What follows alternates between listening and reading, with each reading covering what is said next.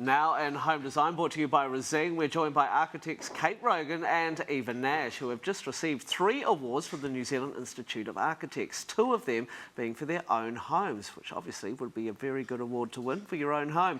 Welcome to the show, ladies. Great to have you here. Thank you. Hi. So good. Okay, you formed your own practice in 2012. I'll start with you, Kate. What drew you to architecture? I think there's always a tricky one. I think for me, I always wanted to be an architect, really. My grandfather was actually, he was a draftsperson who worked on the Auckland Harbour Bridge. Oh, nice. And although he passed away before I was born, to me it was such a thing, you know, to drive over the Harbour Bridge and know he was involved and to have that kind of tangible thing, a built item. I think when I was little, I didn't realise that was actually structural engineering, not architecture. And so I was more attracted to houses after that. And what about you? Yeah, Eva? Well, like Kate, I always wanted to be an architect.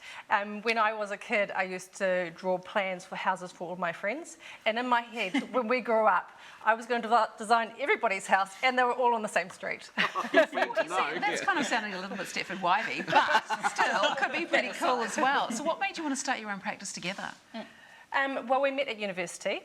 Kate was a year above me, and we formed a great friendship then, and we got on together really well, and we knew that we worked together really well as well.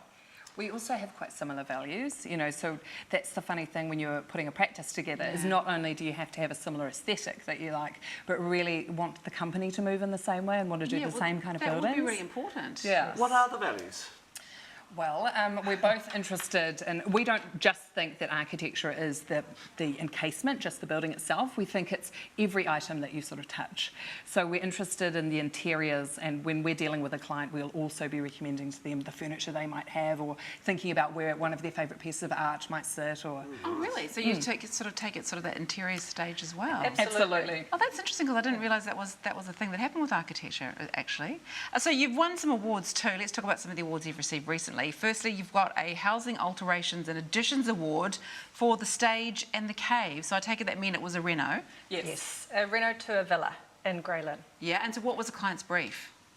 Well, they're lovely clients and they love to entertain. So they wanted a home where they could bring people round, entertain all the time, a generous kitchen and a good flow from inside to outside. Beautiful. Looks really amazing. And why'd you call it the stage and the cave? Well, we think that a lot of design is actually about comparisons, and so sometimes people think about architecture and they like to have everything airy and glassy, but actually that can be very uncomfortable and you can feel a little bit like you're on display the whole time. Exposed. Yeah, the fishbowl. And so people often associate coziness with that idea of being a little bit more closed off, and so we call that the cave.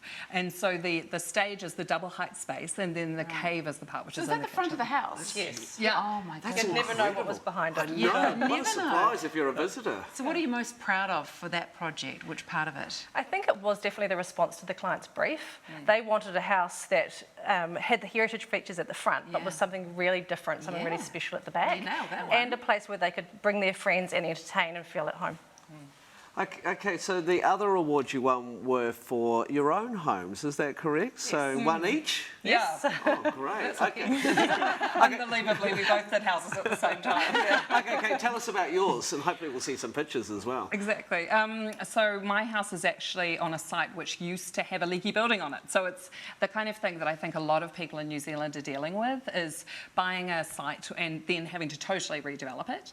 It's an inner city site, so you really had to think about how the house was going to sit on its site and really think about how to do that idea of indoor-outdoor flow, how to make the gardens feel like they were coming inside the house. It's so beautiful, that's isn't absolutely it? stunning. And so that one was called the Blackbird. That's the Blackbird. And Eva, yours was to keep your home, to keep you safe. Correct, yes. My house is on a subdivided piece of land in Westmere, so really in a city like Kate's. But what was unique about my site, it had a huge 100-year-old purukawa, and right on the northern aspect of the site, no doubt. Okay. So right where the sun's going to come exactly in. right, exactly right. So a lot of my brief or design was a response to the site constraints, and because everyone, you know, we all want the sun to fall into those living areas, and so how you deal with that. It's really interesting. You've got a similar aesthetic. You can see it with your designs. I know, it's funny, isn't it? We see the differences, but obviously there are similarities.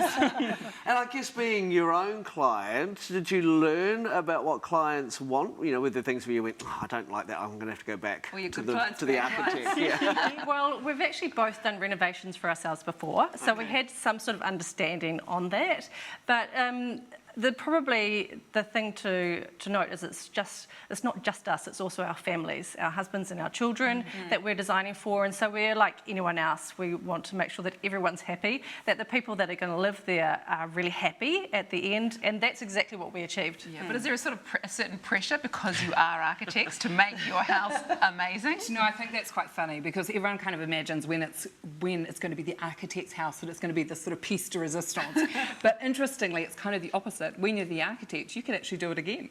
You know, this could be one house that you do and you might have another house as well. That's true. We think of a builder's house. I mean, a builder's house, though, was never finished. At least yours is finished. Yeah, at least yours is done. Exactly. And top tips for people, because I guess the misconception is architects are expensive, but they're not, and well worth it. So what would be your top tip? I think for us, we like people to really think about how they're going to use the spaces and really what they want. And so those initial conversations are really important about how people live. Everyone lives slightly differently. You know, everyone might come to us and say they want an open plan living space that connects to the garden. But really, when we like to talk to people, we dive a bit deeper and try and understand exactly what they want, what their family needs. Oh, wow. Yeah, so they really need to be sure about what they want to get from the project because they're the ones who are going to end up living in the house. Yeah, exactly. And obviously, they need to get a great architect. Oh, perfect. Hey, thank you both so much. Yeah, That's been congratulations wonderful. too, by the way. And Awesome. well done on the awards. Beautiful places. Thank you. Now, to see more on Kate and Eva's masterpieces and body of work, you can head to their website, rogannash.com.